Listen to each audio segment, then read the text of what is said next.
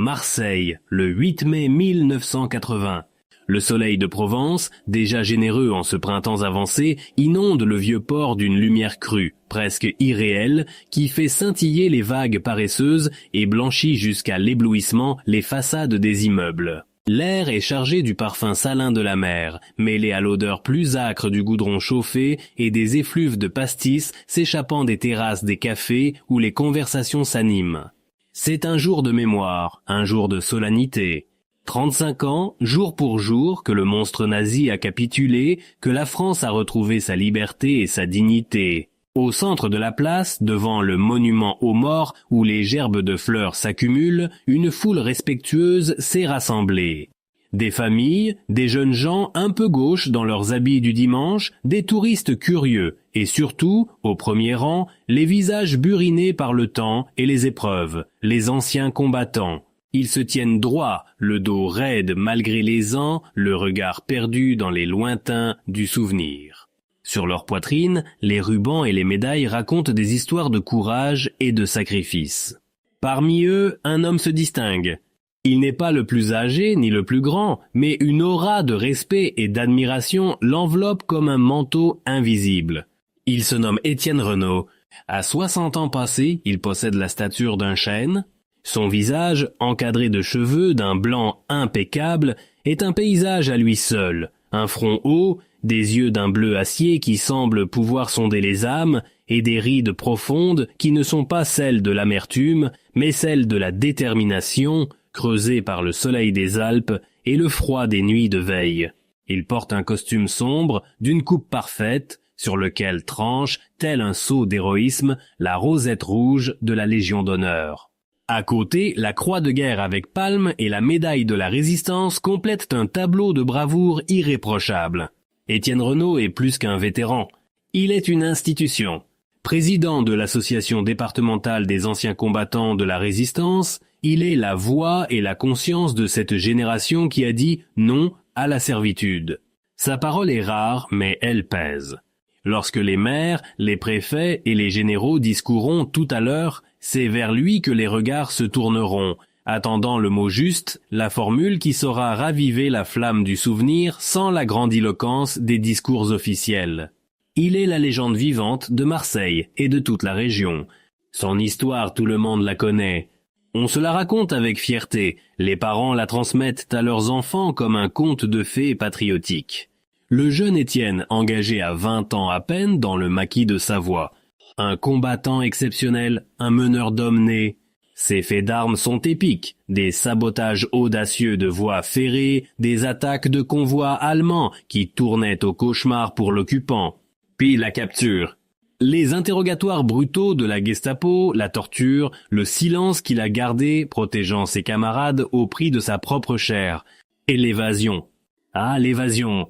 Un morceau de bravoure digne d'un roman d'Alexandre Dumas. Une nuit sans lune, une sentinelle distraite, un mur escaladé et une course folle à travers les montagnes, blessé, affamé, mais porté par une volonté de fer.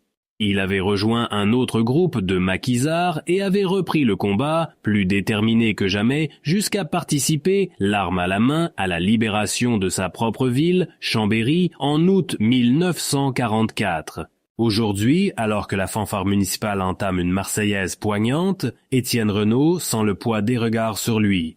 Il voit les yeux brillants des adolescents des écoles, venus assister à la cérémonie. Il est leur héros, le visage humain et rassurant d'une période sombre qu'ils n'ont connue que dans les livres d'histoire. Pour eux, il incarne le courage absolu, le choix simple et évident du bien contre le mal. Il est le patriotisme fait homme.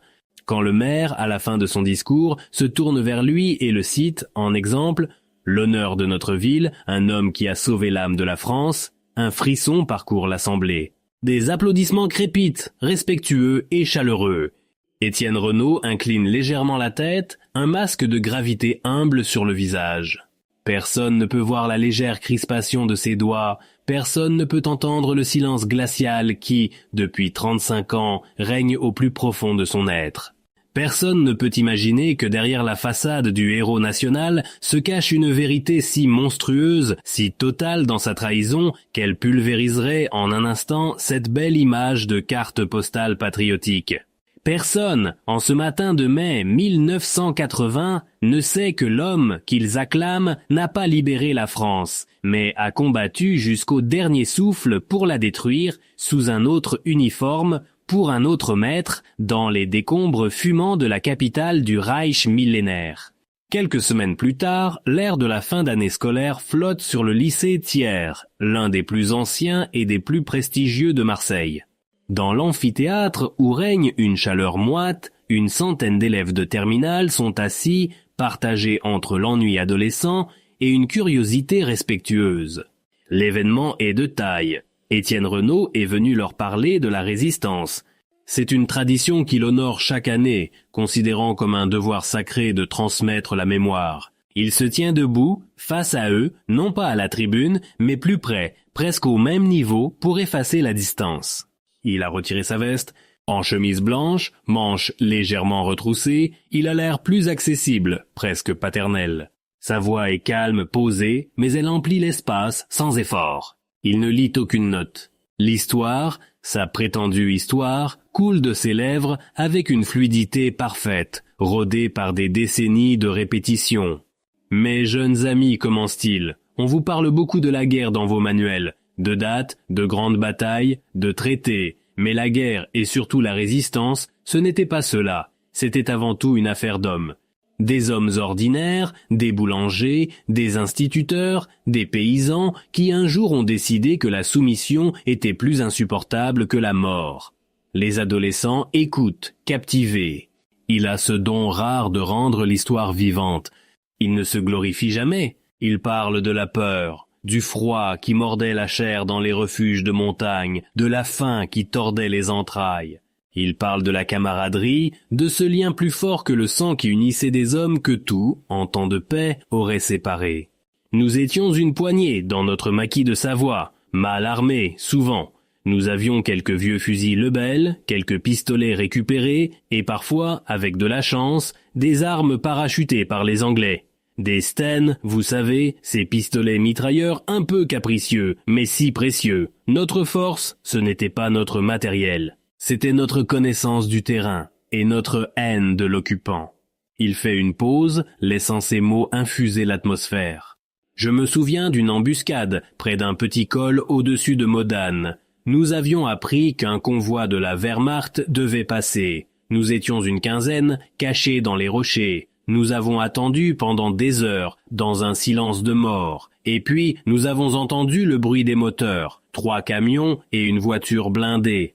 Ils avançaient lentement sur la route sinueuse. L'attente était la pire des tortures. Le cœur battait à se rompre. Et puis le signal. Le premier camion a sauté sur une mine que nous avions posée. Le chaos. Nous avons ouvert le feu de toutes parts. Son regard se perd dans le vague, comme s'il revoyait la scène. Les jeunes boivent ses paroles. Il est en train de leur offrir ce qu'aucun livre ne pourra jamais leur donner. Un témoignage direct, vibrant, incarné. Il est un fragment d'épopée à portée de main. Les Allemands ont riposté, bien sûr. Ils étaient des soldats professionnels. Ils se sont mis en position et ont installé leur arme la plus redoutable, une mitrailleuse lourde. Sa cadence de tir était terrifiante. Un son rauque, incroyablement rapide, qui déchiquetait la roche autour de nous et coupait les branches des sapins comme des fétus de paille. C'était une arme infernale, un vrai monstre. Elle crachait le feu et la mort. Nous étions cloués au sol, incapables de bouger. Chaque fois que l'un de nous tentait de lever la tête, une rafale venait faucher l'air au-dessus de lui. C'est là que j'ai été capturé. J'ai essayé de contourner leur position pour les prendre à revers. Je n'ai pas été assez prudent.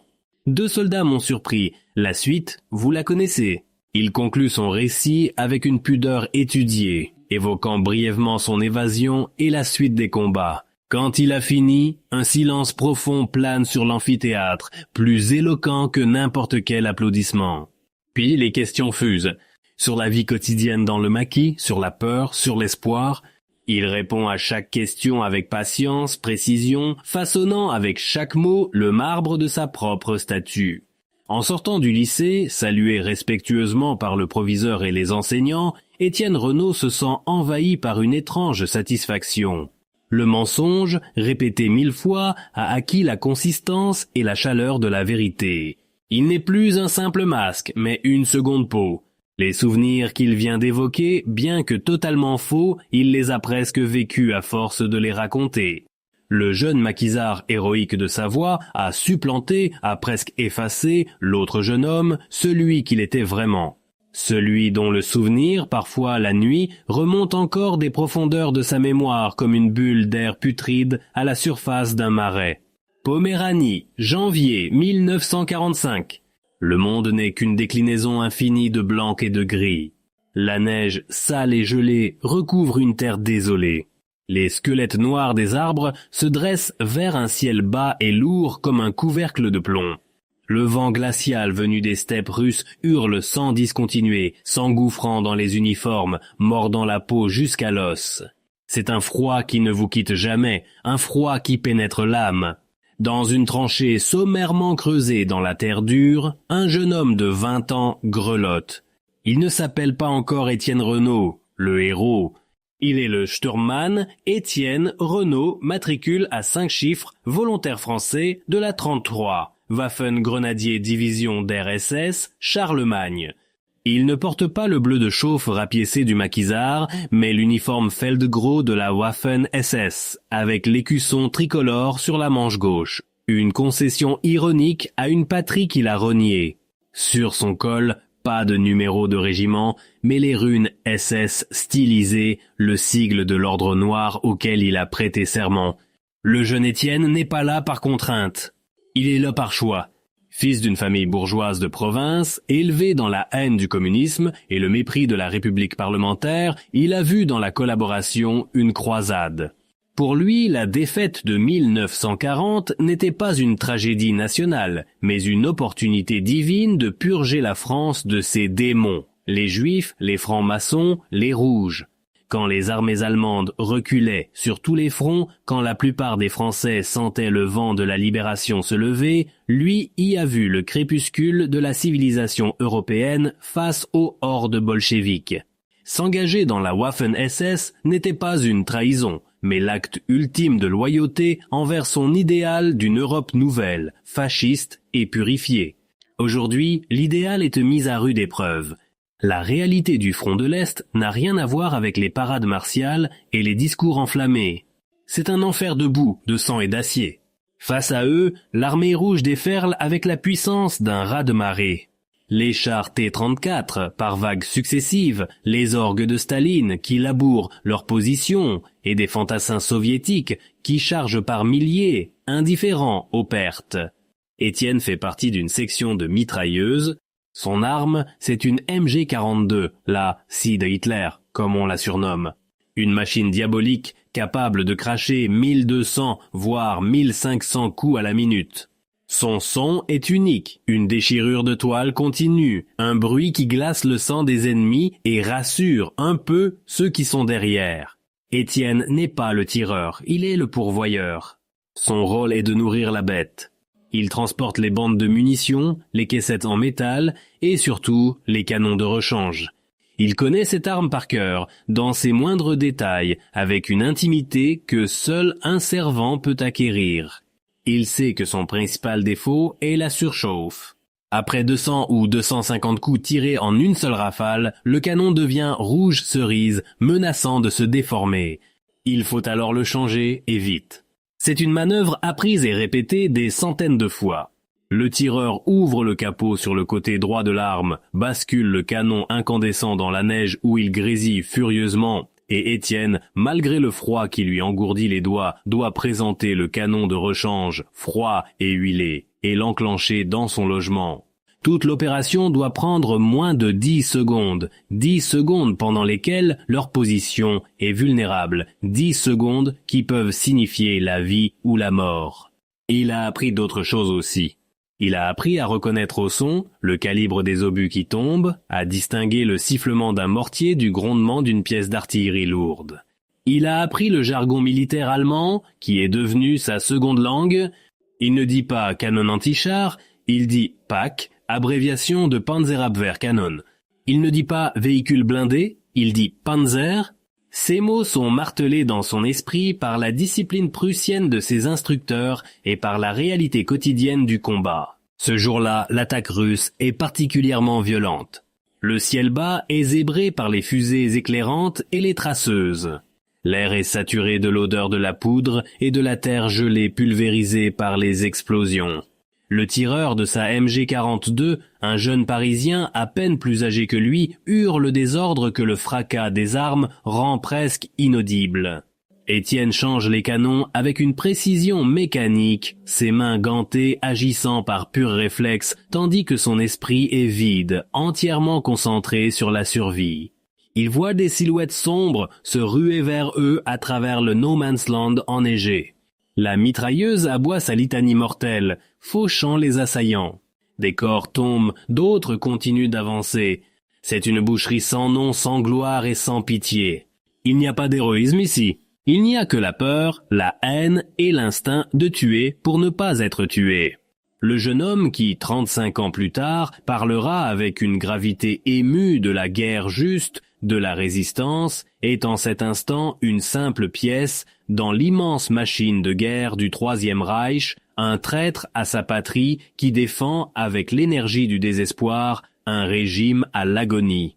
Le décor n'est pas un col ensoleillé des Alpes, mais une plaine glaciale de Poméranie. L'ennemi n'est pas une patrouille de la Wehrmacht, mais des soldats de l'armée rouge. Et l'arme qu'il sert n'est pas un Sten parachuté de Londres, mais le plus efficace des outils de mort de l'arsenal nazi. Il a faim, il a soif, il est épuisé, mais il est animé par une nouvelle énergie, celle de la survie à tout prix. C'est un animal traqué qui cherche à brouiller sa piste. Quelques jours plus tard, il parvient à passer dans le secteur contrôlé par les Américains. Comme des milliers d'autres, il est parqué dans un camp de transit pour personnes déplacées. C'est un endroit sordide, surpeuplé, où les maladies se propagent à une vitesse foudroyante. Le typhus fait des ravages. C'est là, au milieu de la misère et du désespoir, que la chance, ou plutôt son opportunisme froid, va lui sourire. Dans le baraquement où il dort, un jeune homme français, à peine plus âgé que lui, agonise, dévoré par la fièvre. Étienne l'entend délirer. Il parle de sa famille à Lyon, de ses camarades du maquis du Vercors. Il parle de son arrestation par la milice, de sa déportation en Allemagne comme travailleur forcé, puis de son évasion et des mois passés à se cacher jusqu'à la libération. Un soir, le jeune homme meurt. Dans le chaos du camp, personne ne s'en préoccupe immédiatement. Le cerveau d'Étienne travaille vite, il n'a pas de papier, rien qui puisse prouver qui il est. Il est un fantôme, le mort, lui, en avait. Une carte d'identité abîmée, quelques lettres, une photo de ses parents, c'est une identité propre, respectable, l'identité d'une victime, d'un résistant. Dans la pénombre du baraquement, tandis que les autres dorment d'un sommeil de plomb, Étienne commet l'acte final de sa trahison, le plus abject de tous. Il ne vole pas seulement des papiers, il vole une vie, il vole une histoire. Il vole l'honneur d'un homme mort pour la France. Il prend les documents, mémorise le nom, l'adresse, les détails entendus dans le délire du moribond. Le lendemain, quand les autorités du camp viennent enregistrer le décès, Étienne Renaud n'existe plus. Il se présente sous un autre nom, celui du résistant mort. Il mélange habilement son histoire à celle qu'il vient de voler, créant un premier brouillon de sa future légende. Le transfert vers la France se fait quelques semaines plus tard. Une fois sur le sol natal, dans le chaos de l'après-guerre, il est facile de se perdre, de changer de nom, de recommencer à zéro. Il abandonne le nom du mort, trop risqué, et reprend le sien, Étienne Renaud. Mais il garde l'histoire. Il la polit, l'améliore, l'enrichit. Le Vercors devient la Savoie, plus proche de sa région d'origine, donc plus crédible. Le travailleur forcé évadé devient un maquisard capturé et évadé. Il ajoute des détails, des faits d'armes, des noms de camarades inventés ou pris à d'autres. Il tisse sa toile fil après fil avec une patience et une application diabolique. Le mensonge devient une œuvre d'art. Marseille, le 8 mai 1980. La cérémonie est terminée. Étienne Renaud est entouré, félicité. Le préfet lui serre la main chaleureusement. Le général lui donne une tape amicale sur l'épaule. Il échange quelques mots avec des veuves de camarades, des fils de déportés. Il joue son rôle à la perfection, avec cette gravité modeste qui est devenue sa marque de fabrique.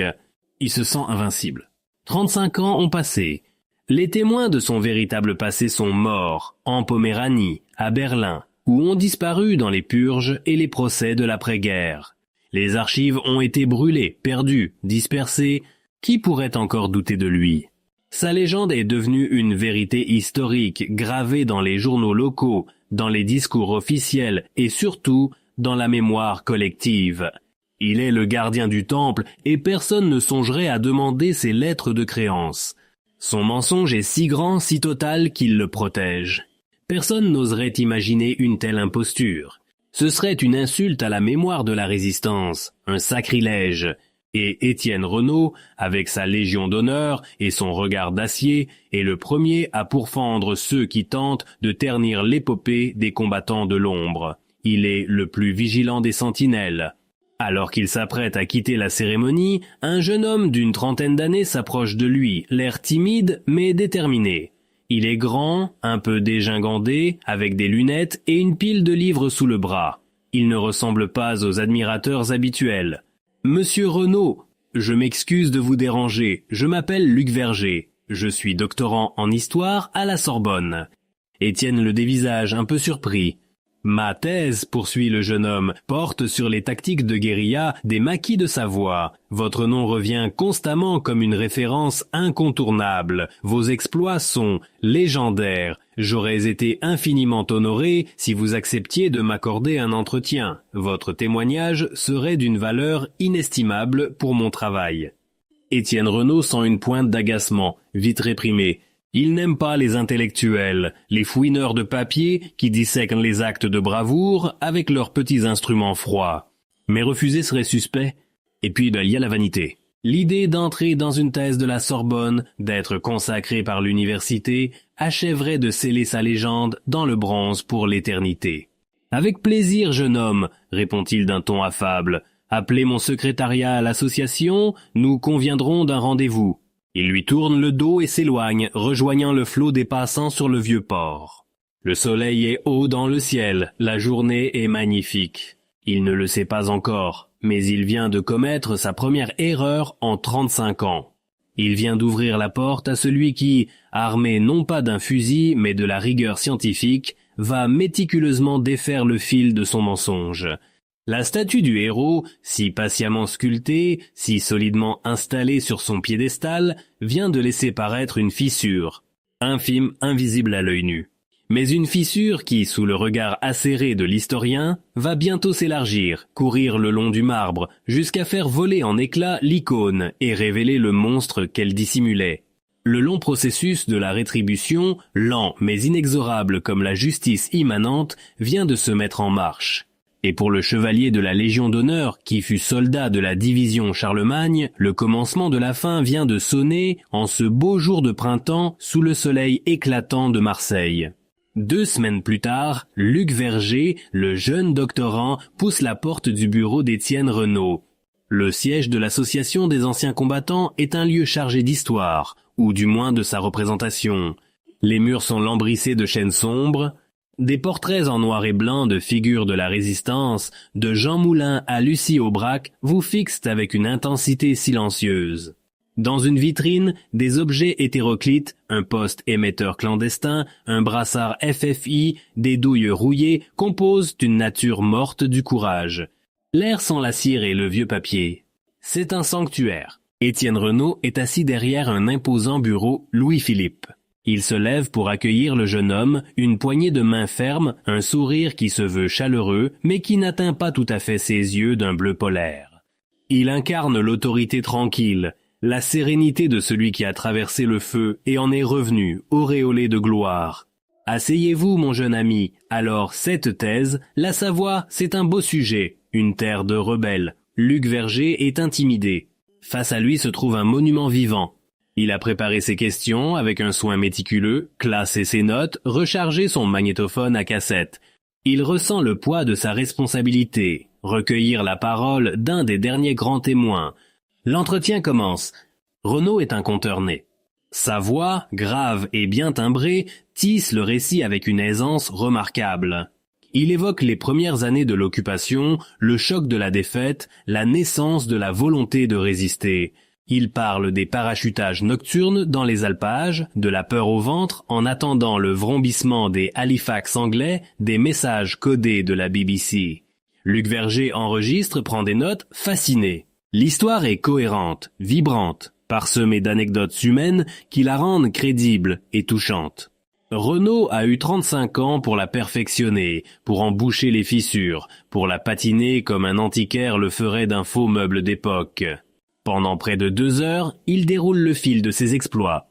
Il est si à l'aise, si sûr de lui, qu'une sorte d'ivresse narrative semble s'emparer de lui.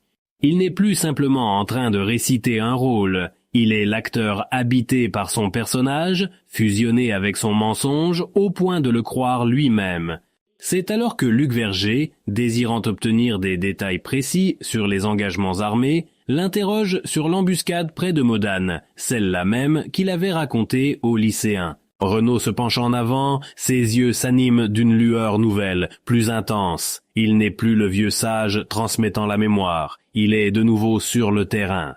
Ah, cette embuscade, un souvenir terrible et exaltant. Nous étions en surplomb, les Allemands ont été totalement surpris, mais ils se sont ressaisis en un éclair. Des professionnels, je vous l'ai dit, ils ont décroché leur mitrailleuse du support du camion et l'ont mise en batterie. Une MG-42, la scie circulaire d'Hitler. Vous ne pouvez pas imaginer ce que c'est que d'être sous son feu. 1200 coups par minute. Le son, ce n'est pas une détonation, c'est un déchirement continu, elle fauchait tout, et les types qui la servaient étaient des experts. Il fait une pause, son regard perdu dans le vide, comme s'il revoyait la scène. C'est à cet instant précis que l'entretien bascule. Emporté par son élan, grisé par sa propre performance et par l'admiration non dissimulée du jeune historien, Renaud commet l'impensable. Il franchit la ligne. Au lieu de décrire la scène du point de vue de la cible, il la décrit du point de vue du servant. C'est une arme formidable, mais elle a un talon d'Achille, la surchauffe. Avec une telle cadence, le canon devient rouge sombre en moins de 3 minutes de tir continu. Il se déforme, la précision est fichue. Alors, il faut le changer. Toute la manœuvre est conçue pour être ultra rapide. Le tireur n'a qu'à actionner un levier sur le côté droit, le clapet s'ouvre et le canon bascule. Le pourvoyeur, qui porte les canons de rechange dans un étui spécial, doit alors engager le nouveau canon froid. Clic-clac. En moins de 10 secondes, c'est reparti. Nous les voyons faire depuis notre promontoire. Ils étaient d'une efficacité glaçante. C'est ce qui nous a cloués au sol. Cette capacité à maintenir un feu nourri. Ils nous arrosaient, changeaient le canon et recommençaient. Impossible de bouger. Et pour couronner le tout, ils ont mis en position l'heure.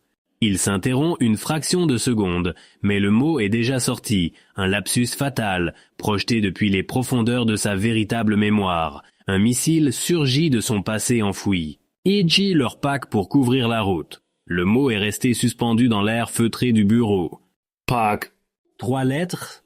Un terme technique, anodin pour un profane, mais pour Luc Verger, dont l'esprit est une bibliothèque de terminologie militaire de la Seconde Guerre mondiale, ce mot sonne comme une fausse note stridente dans une partition parfaite. Un résistant français, un maquisard de Savoie, aurait dit un canon anti-char, un 47, un 75, ou même leur saloperie de canon. Il n'aurait jamais, au grand jamais, utilisé l'abréviation de l'armée allemande Panzerabwehrkanone. C'était un mot de l'ennemi, un mot de l'intérieur de leur machine de guerre. Le jeune historien ne laisse rien paraître, son visage reste un masque de concentration poli. Il continue de hocher la tête, son stylo gratte toujours le papier, mais à l'intérieur, c'est un séisme. Le doute, ce venin subtil et puissant, vient de lui être injecté.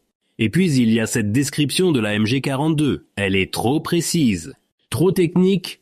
Comment un homme qui subit le feu de cette arme, terré dans un fossé, la tête baissée, peut-il connaître avec un tel luxe de détails la procédure de changement de canon ?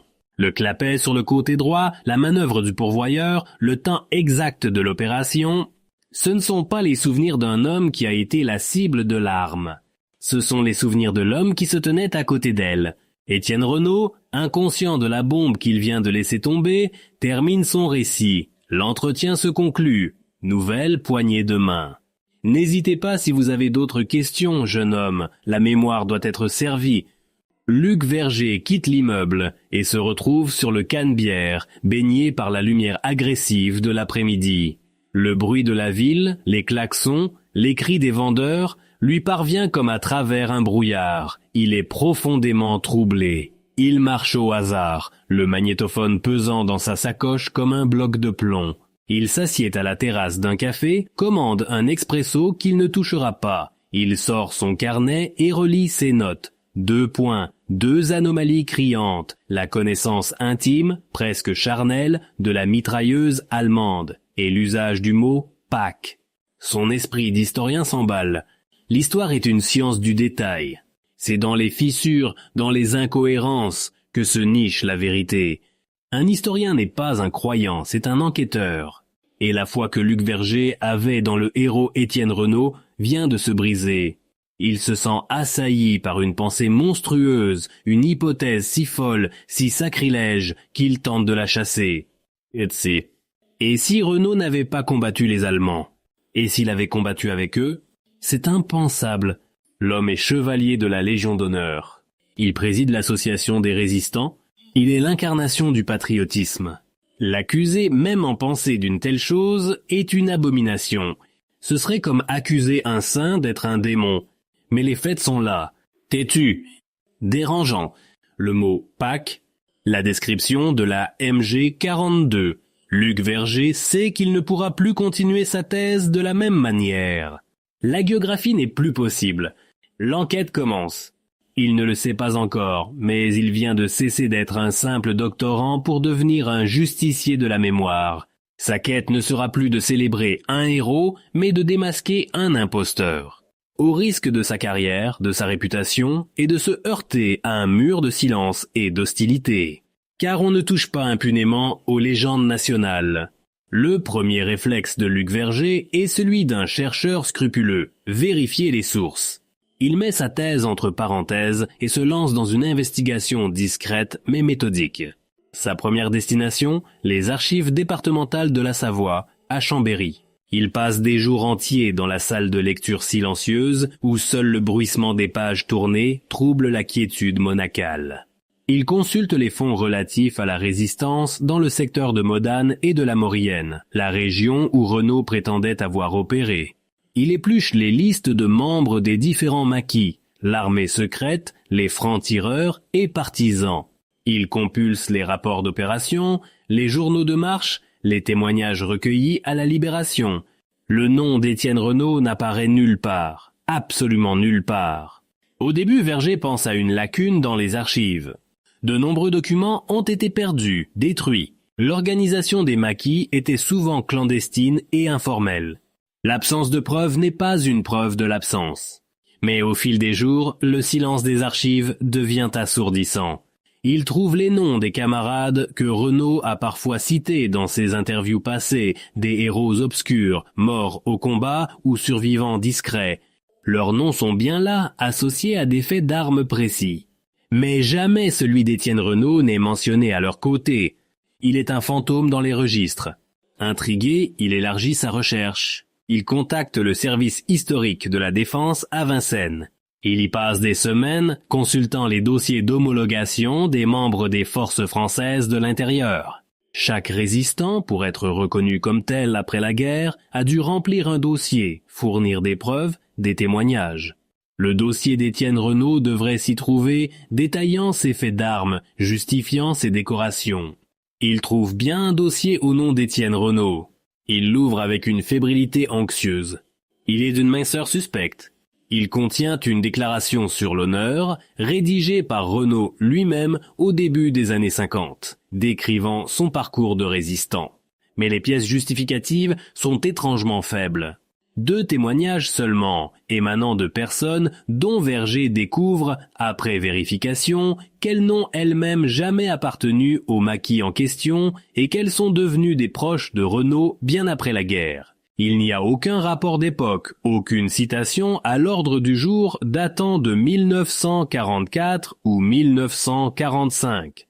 Le dossier semble avoir été accepté sur la base de la seule bonne foi dans le contexte parfois confus de l'après-guerre. Le doute de Luc Verger se transforme en une quasi-certitude. L'édifice héroïque de Renaud est construit sur du sable. La dernière étape de sa vérification en France est la plus délicate. Il retrouve la trace de 3 anciens membres du maquis de Savoie, 3 vieillards à la mémoire encore vive. L'un vit dans une ferme isolée près de Saint-Jean-de-Maurienne, les 2 autres dans une maison de retraite à Grenoble. Il va les voir. Il se présente comme un historien travaillant sur leur réseau. Il les interroge longuement sur leurs combats, leurs camarades. Puis, de manière détournée, il glisse le nom d'Étienne Renaud. « Renaud, non, ce nom ne me dit rien », répond le premier, un paysan au visage taillé à la serpe. Dans notre groupe, on se connaissait tous. Un gars comme ça, un héros qui s'évade, on s'en souviendrait. Les 2 autres lui font la même réponse. Ils n'ont jamais entendu parler d'un Étienne Renaud dans leur rang. L'un d'eux ajoute même, avec une pointe d'ironie, « Des héros après la guerre, il en a poussé comme des champignons après la pluie, vous savez, jeune homme. » Le constat est sans appel. Étienne Renaud n'a jamais fait partie du maquis de Savoie. Son histoire de résistant est une imposture totale. Mais si ce n'est pas un héros, qu'est-il? Un simple mythomane qui s'est inventé une vie? Ou quelque chose de bien pire? Le mot Pâques et la description de la MG42 reviennent le hanter. Ils sont la clé. Ils pointent dans une direction terrifiante, une direction que les archives françaises ne lui permettront jamais d'explorer. Pour trouver la vérité, il doit maintenant se tourner vers l'autre côté, vers les archives de l'ennemi. L'hiver 1980 s'installe sur Paris. Luc Verger a délaissé son petit appartement du quartier latin pour le silence glacial des grandes bibliothèques. Il ne travaille plus sur la résistance, il étudie son contraire, il dévore des ouvrages sur la collaboration française, sur la Légion des volontaires français contre le bolchevisme, LVF, sur la milice, et enfin sur ce qui fut l'aboutissement ultime de l'engagement pro-nazi, les volontaires français dans la Waffen-SS. Il apprend l'histoire de ces milliers de jeunes Français qui, par anticommunisme fanatique, par fascination pour l'esthétique fasciste ou par simple opportunisme, ont choisi de porter l'uniforme allemand. Il lit les récits de leur formation, de leurs combats sur le front de l'Est. Il étudie l'histoire de la tristement célèbre division Charlemagne. Chaque détail qu'il découvre renforce son hypothèse. L'endoctrinement intense, la formation au maniement des armes allemandes, dont la MG42, était la pièce maîtresse des groupes de combat. L'usage courant de la terminologie militaire allemande. Le profil d'Étienne Renaud, ce qu'il en sait, anticommuniste virulent, issu d'un milieu réactionnaire, correspond parfaitement à celui de nombreux engagés. Luc Verger sait ce qu'il doit faire. C'est un pas immense, qui lui répugne presque. Il doit écrire en Allemagne. Il doit demander aux archives du pays qui a occupé et martyrisé la France de lui révéler la vérité sur un homme décoré de la Légion d'honneur pour fait de résistance. L'ironie est cruelle. Il se renseigne. Les archives militaires allemandes de la Seconde Guerre mondiale, pour ce qui en a survécu, sont en partie conservées au Bundesarchiv Militaire Archive à Fribourg-en-Brisgau. Après une longue hésitation, il rédige une lettre. En allemand, par souci d'efficacité. Sa demande est simple, factuelle, presque clinique. Il sollicite une recherche sur un individu nommé Étienne Renaud, né à telle date, à tel endroit, et demande si ce nom figure dans les registres des unités de volontaires français de la Waffen-SS, notamment la division Charlemagne. Il n'expose pas ses soupçons, il ne mentionne pas le statut actuel de Renaud, il se présente simplement comme un historien français menant une recherche sur le parcours des Français durant le conflit. Il poste la lettre, et puis il attend. Les semaines passent, puis les mois, le silence. Luc Verger commence à douter. Peut-être les archives ont-elles été détruites? Peut-être sa demande s'est-elle perdue dans les méandres de la bureaucratie allemande? Peut-être, surtout, s'est-il trompé sur toute la ligne. Peut-être Renaud n'est-il qu'un simple menteur, un petit mythomane, et son hypothèse d'une trahison aussi radicale n'est-elle qu'un fantasme d'historien en mal de sensations fortes. Sa thèse est au point mort. Il se sent seul, isolé dans sa quête. Parler de ses soupçons à son directeur de thèse serait une folie. Il serait accusé de diffamation, de chercher le scandale. Le printemps 1981 arrive. Le projet d'article pour le congrès annuel des historiens approche. Luc Verger est sur le point de tout abandonner, de revenir à son sujet initial en ignorant la piste Renaud. Il se sent amer, vaincu. C'est alors qu'un matin de mars, il trouve dans sa boîte aux lettres une grande enveloppe rigide, frappée du sceau de l'aigle fédéral de la République fédérale d'Allemagne. L'adresse de l'expéditeur est celle du Bundesarchiv. Son cœur se met à battre la chamade. Il monte les escaliers 4 à 4, entre dans son appartement, déchire l'enveloppe avec des mains tremblantes. À l'intérieur, une lettre formelle en allemand et une liasse de photocopies. Il lit la lettre en diagonale. Suite à votre demande nous avons effectué une recherche dans nos fonds. Nous avons le plaisir de vous informer que nous avons trouvé une correspondance. Veuillez trouver 6 juin les copies des documents pertinents. Il pose la lettre et se saisit des photocopies. Ce sont des fiches militaires allemandes, des Kriegsstammrollen, des registres matricules. L'entête est sans équivoque. 33, Waffen Grenadier Division der SS, Charlemagne. Et là, sur la première page, tapé à la machine avec une rigueur toute germanique, le nom qu'il cherchait. Renaud Étienne. Geboren, am date de naissance. Geburtsort, lieu de naissance. Les dates et lieux correspondent parfaitement. Il suit la ligne du doigt. Grade, Sturmmann, unité, Waffen, grenadier régiment, 58. Spécialité, MG Schütze 2, pourvoyeur de mitrailleuses. Théâtre d'opération, Pommern, Berlin. Chapitre 10e, la vérité en noir et blanc. Luc Verger reste assis devant les documents, pétrifié. La vérité est là, étalée sur sa table basse, en noir et blanc. Froide, clinique, irréfutable. Chaque mot sur ces fiches allemandes est un clou planté dans le cercueil de la légende d'Étienne Renaud. Sturmmann, le grade de simple soldat dans la SS. MG Schütz 2, pourvoyeur de mitrailleuses. C'était donc cela, cette connaissance hallucinante de la MG42. Ce n'était pas le souvenir d'un homme sous le feu. C'était la mémoire musculaire et technique d'un homme qui avait servi l'arme, qui avait changé ses canons incandescents, qui avait nourri la bête de bandes de munitions. Pommern, Berlin, la Poméranie, Berlin, les derniers combats désespérés des SS français. Pas les maquis de Savoie, pas la libération de Chambéry, mais la défense fanatique du Troisième Reich à l'agonie, jusqu'au bunker d'Hitler. Tout s'emboîte avec une logique terrifiante. Le mensonge de Renaud n'était pas une simple invention, c'était un négatif photographique de sa vie réelle. Il avait pris chaque élément de son passé honteux et l'avait inversé. Le SS est devenu un résistant. Le front de l'Est est devenu les Alpes françaises. Le combat pour Hitler est devenu le combat pour la France. L'uniforme Feldgrau est devenu le bleu de chauffe. C'était une imposture d'une audace et d'une perversité absolue. Luc Verger ressent un mélange de vertige et de dégoût. Le dégoût pour la trahison de Renaud, pour ses 35 années de mensonges, pour l'honneur volé au vrai héros. Et le vertige devant l'ampleur de la tâche qui l'attend. Il détient une vérité explosive, une vérité qui va salir un symbole, provoquer un scandale national, briser des familles, remettre en cause la confiance que toute une communauté a placée en un homme. Mais il est historien. Son devoir n'est pas de préserver les mythes réconfortants, mais d'établir les faits, aussi douloureux soient-ils. La mémoire des vrais résistants, de ceux qui sont morts dans les maquis, de ceux qui ont été torturés par la Gestapo, de ce jeune homme mort du typhus dont Renaud a peut-être volé les premiers éléments de son histoire, exige que la vérité soit faite.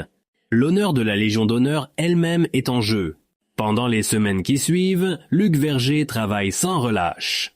Il accumule les preuves, les croise, les vérifie. Il rédige.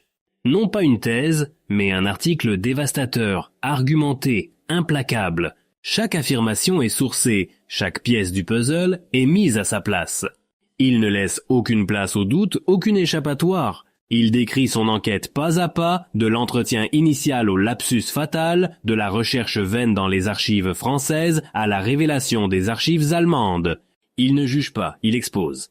Le portrait qui se dessine est celui d'une imposture monumentale. Il sait que la publication de cet article sera un coup de tonnerre. Il sait que Renaud et ses soutiens tenteront de le discréditer, de le traîner dans la boue. Mais il a les preuves. Des preuves en béton armé.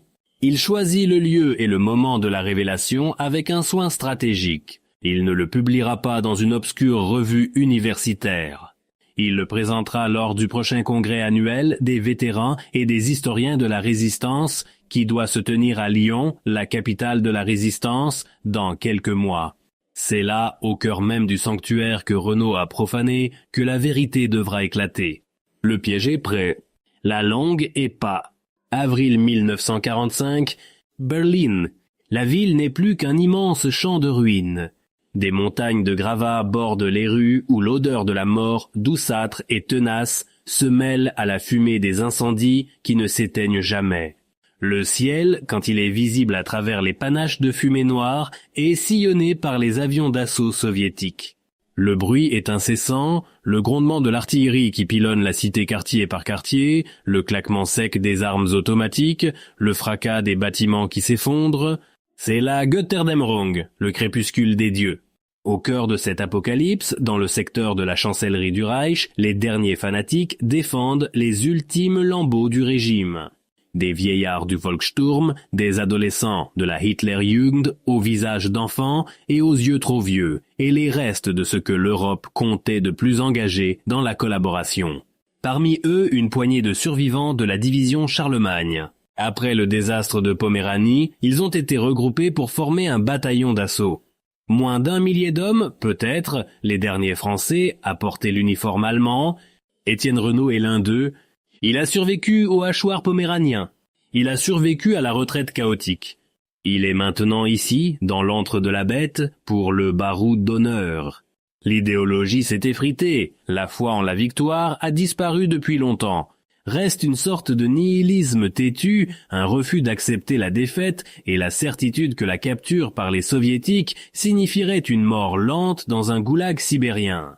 Alors ils se battent avec la fureur des damnés. Étienne n'est plus le jeune homme grelottant dans une tranchée. Il est devenu un soldat endurci, un prédateur. Ses gestes sont rapides et efficaces. Il se déplace d'un abri à l'autre, court à travers les rues jonchées de cadavres et de carcasses de chars, tire, recharge, lance des grenades. Le monde s'est rétréci aux dimensions d'un pâté de maison. L'objectif n'est plus de gagner la guerre, mais de survivre à la prochaine heure. Le 30 avril, la nouvelle se répand comme une traînée de poudre. Le Führer est mort. Il s'est suicidé dans son bunker à quelques centaines de mètres de leur position. Pour certains, c'est le signal de la fin, la permission de mourir. Pour d'autres, comme Étienne, c'est le choc qui brise l'hallucination. Le Dieu est mort. Le serment est caduc. Il n'y a plus de cause, plus de Reich, plus rien à défendre. Il n'y a plus que sa propre vie à sauver. Le chaos des derniers jours de la bataille de Berlin est total. Les unités se désagrègent, le commandement n'existe plus. Chacun est pour soi. Dans la nuit du 1er au 2 mai, profitant de la confusion d'une tentative de percée massive hors de la ville, Étienne prend sa décision. Il ne se battra plus. Il ne mourra pas pour une cause morte. Dans la cave d'un immeuble éventré, à la lueur vacillante d'une bougie, il opère sa première métamorphose. Il arrache son uniforme Feldgros, les insignes SS, l'écusson tricolore. Il jette le tout dans un brasero où brûlent des débris de meubles. Il regarde les flammes dévorer le tissu, consumer son passé, effacer son identité. Il observe les runes sacrées se tordre et noircir jusqu'à disparaître. Il enfile des vêtements civils sales et déchirés, trouvés sur un cadavre dans les décombres. En quelques minutes, le Sturmmann de la Waffen-SS a cessé d'exister. À sa place, un civil anonyme, une victime de plus de la guerre, le visage noirci de suie, les yeux hagards. Il se joint à un flot de réfugiés allemands, des femmes, des enfants, des vieillards qui errent dans la ville en ruine, cherchant à fuir les combats et surtout l'avancée des troupes soviétiques. Il se fait petit, silencieux. Il ne parle pas, de peur que son accent français ne le trahisse.